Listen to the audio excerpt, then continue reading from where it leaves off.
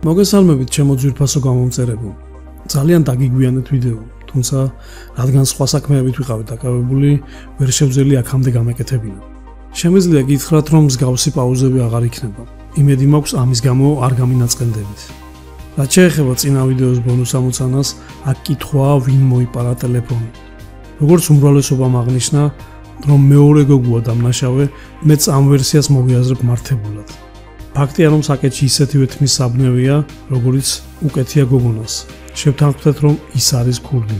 დროა გადავიდეთ ახალ გამოცანებზე. მაშასე, გამოცანა ნომერი 1. ტყუპი ძმები ბილი და მარკი ყოველდღე ერთ ბარში დადიოდნენ. ბარმენი ვერ იტანდა ბილს და მისი მოკლა სურდა. ტყუპები ძალიან გავდნენ ერთმანეთს, თუმცა ბარმენს არ უჭირდა მათი გარჩევა.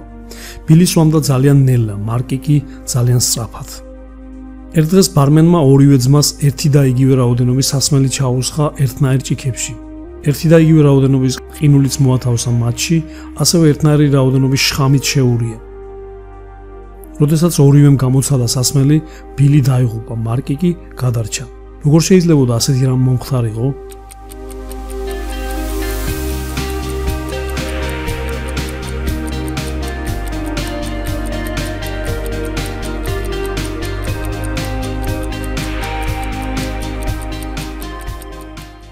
შხამი იყო ყინულში.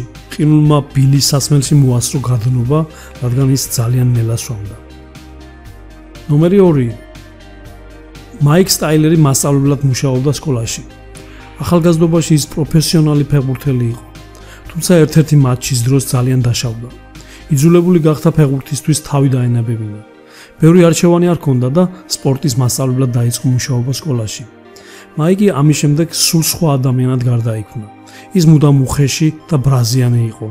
ცოლმაც მიატოვა ამის გამო და დარჩა სრულიად მარტო. ის თავისი წარსულით ამაყობდა, ყოველდღიურად წმენდა მის თასებს. მოსწავლეები და მასწავლებლები ვერ იტანდნენ მას და მის გაკვეთილებს. ერდილას ის ბავშვებმა საკუთარ კაბინეტში იპოვეს მკვდარი.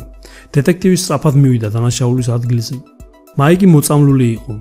ექსპერტმა დაადგინა, რომ შხამი გამწმენ საშუალებაში იყო გარეული. დეტექტივმა დაკითხა 4 მასწავლებელი.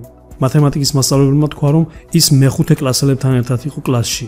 ქიმიის მასწავლებელმა თქვა, რომ ეს მისი პირველი დღე იყო და მისტერ სტაილერს არ შეხვედრია. ის პენსიაში გასული მასწავლებლის მაგივრად მოიყვანეს.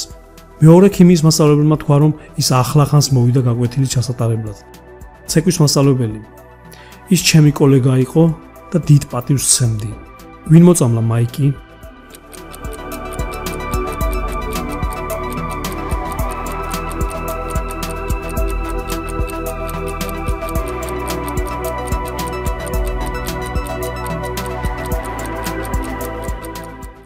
ეს იყო ქიმიის მასწავლებელი.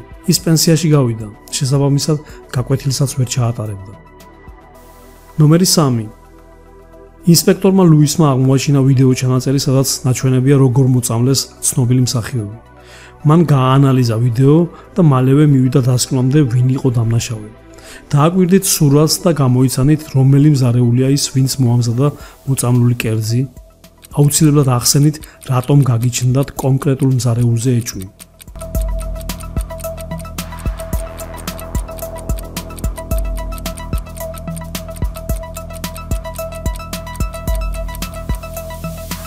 სურათზე კარგად ჩანს, რომ დამნაშავე მეორე მზარეული ქალია.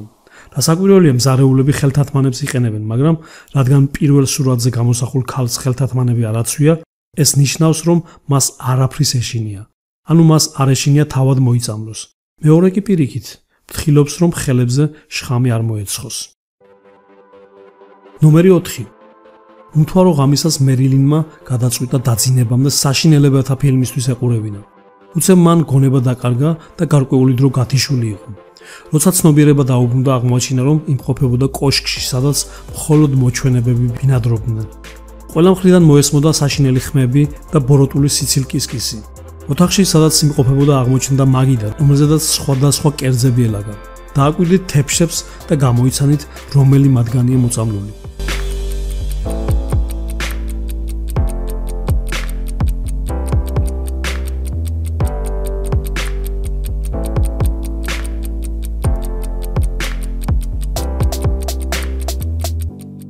კარტოფილი ფრი საკმაოდ ნორმალურად გამოიყურება. ასევე ნამცხვარიც, რომელზეც ობობა მოძრაობს. აი ხორცი კი ნამდვილად საეჭვოა. თებრძე, რომელზეც დევს ის, მწვანე ფერის სითხეა. გამოდის, რომ სწორედ ხორცია მოწამლული. ნომერი 5. ქორწილის დღეს ჯონის უცნაური ამბავი დაემართა. საქმე იმაში იყო, რომ როცა საცოლესთან შესახვედრად მიდიოდა, ძირს დაგდებულ ბანანის კანზე ფეხი დაებიჯა და წაიქცა. თავი საკმაოდ მაგრა დაარტყა და როდესაც გონს მოვიდა, ვერ გაიხსენა სად იმყოფებოდა. მან დროებით მეხსიერებას დაკარგა. არაფერი არ ახსოვდა. საოცარია და ის აღმოჩნდა დარბაზში, სადაც მის წინაშე 4 სხვადასხვა პატარძალი იდგა. თუმცა ჯონმა ვერ გაიხსენა, ვინ იყო მისი ნამდვილი საცოლე. საქმე იმაშია, რომ რეალურად აქ მისი საცოლე არც ერთი არაა. თუმცა არსებობს ერთი საფრთხე. ამ გოგონებიდან ერთ-ერთი ჯონის ემუქრება სიკვდილით. დააკვირდით 4-ვეს და გამოიცანით, რომელიც წარმოადგენს ჯონისთვის საფრთხეს მათგან.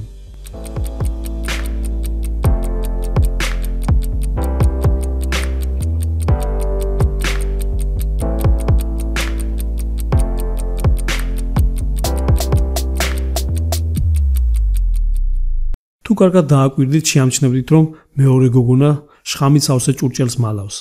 სწორედ ის გეგმავს ჯონის მოკვლას. ნომერი 6. ქეითი დაიკარგა უდაბნოში. ის მიდიოდა რამდენიმე საათის განმავლობაში. ბოლოს კი დაინახა დიდი ოაზისი. თუმცა რომ მიეღწია მთავარ ჩანჩქერთან, სადაც შეიძლებოდა წყალი დაელია, მას უნდა გაეარა ხიდზე. აქ იყო 3 ხიდი. პირველი ხიდი საკმაოდ მაღალზე იყო მიწიდან.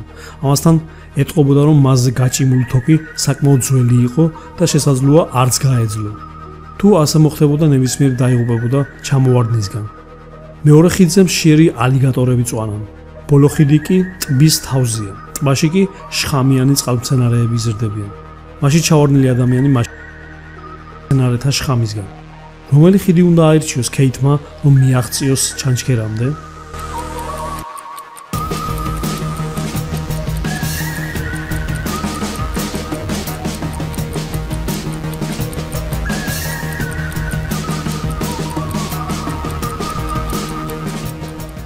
მან უნდა აირჩიოს ბოლო ხიდი. ეს ხიდი ტბაზეა, რომელშიც შხამიანი წყალმცენარეები იზრდება.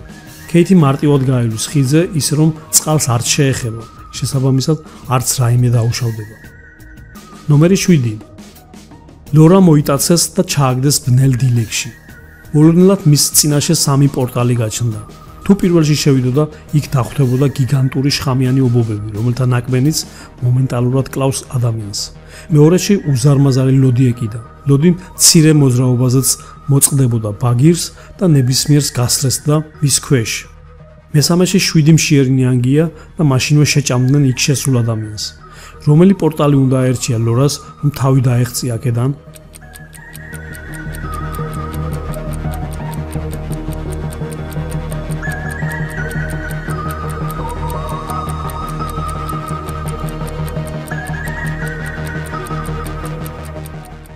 უნდა აერჩია მეორე პორტალი.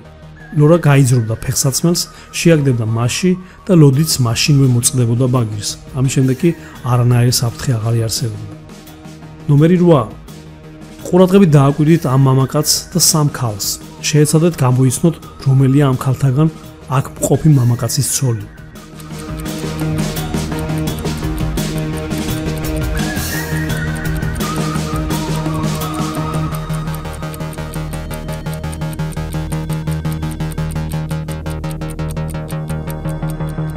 ეს არის პირველი გოგონა მარცხნივ.